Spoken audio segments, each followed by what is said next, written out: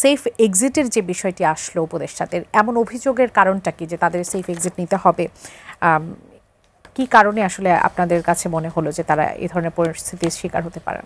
Safe এক্সিটের এই কথাটা এমন সময় এসছে, আসলে সেই সময়টা মানে ৫ তারিখের পরে, যেখানে আসলে তরুণ এবং জনতা মিলে যেই অভ্যুত্থানটি ঘটনা এর পরবর্তীতে আমরা যেই সরকারের দেখলাম এবং সরকারের যেই ম্যান্ডেটটা ছিল আসলে, তো সেখানে আমরা দেখতে চেয়েছিলাম আসলে যে এই জনগণের আকাঙ্ক্ষার একটা বাস্তবায়নের প্রতিফলন হবে।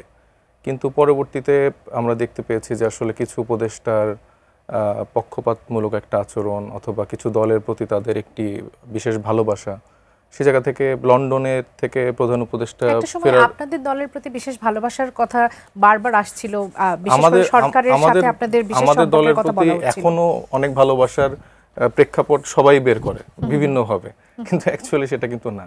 তাহলে আমাদের মানে যেই ডে ওয়ান থেকে আমাদের স্ট্রাগল করতে হয়েছে প্রত্যেকটা বিষয় নিয়ে, তাহলে আমাদের এই বিষয়গুলো নিয়ে আসলে এত স্ট্রাগল করতে হতো না যদি আমরা এতটাই মানে কিংস পার্টি এরকম তো ট্যাগও দেয়া হয়েছে। এরকম একটা বিষয় ছিল যেটি লন্ডন বৈঠকের পর থেকে সেটি আবার উল্টো চিত্র আমরা দেখতে পেয়েছি।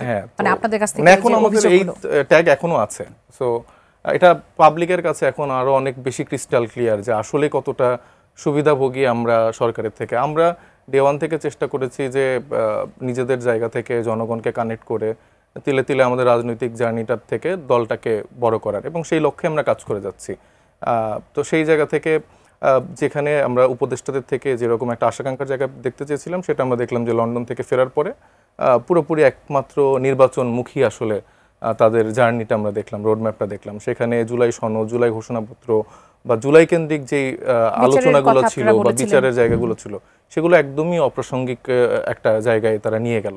তো সেখান থেকেই আমাদের মূলত জনগণের জায়গা থেকে সবার একটা হতাশার জায়গা কাজ করছে, এবং আমরা তো কিছুটা জানতে পারছি যে কোন কোন দলীয় উপদেষ্টারা আসলে এই কাজগুলোতে এভাবে আসলে ফ্যাসিলিটেট করছে, এবং তাদেরই আসলে হয়তো বা সেফ এক্সিটের প্রয়োজন। কিন্তু এটা সামগ্রিকভাবে দলীয় উপদেষ্টা বিষয়টি আসলে পরিষ্কার নয়। একটু বিএনপি পন্থী উপদেষ্টাদের কথা আমি বলছি। উপদেষ্টাদের যারা আপনারা সবাই মিলে এখানে এটা আপনারা জানেন, যখন সিলেকশনটা হয় তখন ৫ তারিখের পরে হচ্ছে যে তারেক রহমান সাহেব সহ কিছু যারা স্টেক হোল্ডাররা ছিলেন তাদের সাথে একটা পরামর্শ করা হয়েছিল যে জাতীয় সরকার গঠন করার। তো সেটা যখন হয়নি, তারা তখন চেয়েছিল যে ৩ মাসের মধ্যে যেন তড়িঘড়ি করে একটা ইলেকশন দেওয়া হয়। তো তার পরবর্তীতে এই পরিপ্রেক্ষিতে যে গভর্নমেন্টটি গঠন করা হয়, সেখানে আসলে যারা সিলেক্টেড ছিল ওই ক্রাইসিস মোমেন্টে দেখা যাচ্ছে যে প্রধান উপদেষ্টা যিনি, ওনার ব্যাপারে পুরো দেশবাসীর একটা মতামতের জায়গা ছিল। এছাড়া বাকিগুলো দেখা গিয়েছে যে বিএনপির তারেক রহমান সাহেব থেকে শুরু করে অনেকের মতামত নিয়ে দেওয়া হয়েছে। সেখানে আমরা জানি যে বিএনপি পন্থী এরকম অনেক উপদেষ্টারা আছেন, কিছু জামাতপন্থীও অনেকে বলে যে আছেন, আবার ভাইরা বলেন যে এনজিও উপদেষ্টা। তো সব মিলিয়ে আসলে এই উপদেষ্টা প্যানেলটা গঠন করেছে। সেখানে আমরা দেখতে পেয়েছি যে তারা যখন মানে বুঝতে পারছে বা তাদেরকে একরকম প্রভাব বিস্তার করা হচ্ছে যে নির্বাচনের বাইরে অন্য কিছু দিলে আসলে তাদের নিস্তার নেই।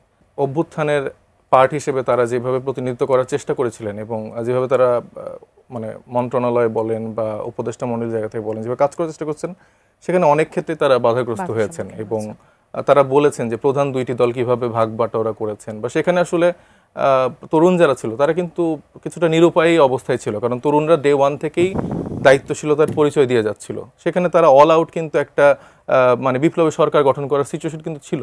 মানে তরুণদেরকে যে মানে এত লোভী বা এরকম করে অনেক সময় পোর্ট্রে করা হচ্ছে, তাহলে তো তারা সে সময়টা এভাবেই একটা সরকার গঠন করতেই পারতো। কারণ আমরা জানি যে সে সময় কিন্তু সেনা সদরে রাজনৈতিক দলগুলো একটি গভর্নমেন্ট গঠন করার প্রক্রিয়াতে কিন্তু তারা আসলে গিয়েছিল।